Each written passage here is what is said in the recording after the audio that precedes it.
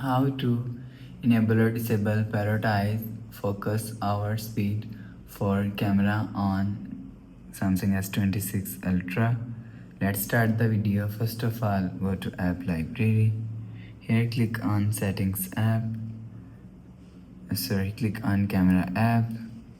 After click on camera app, click on this 4-dot icon and click on settings icon. Now in camera settings, scroll down and here showing you camera assistant. Click on camera assistant and you will see prioritize focus hour speed is here.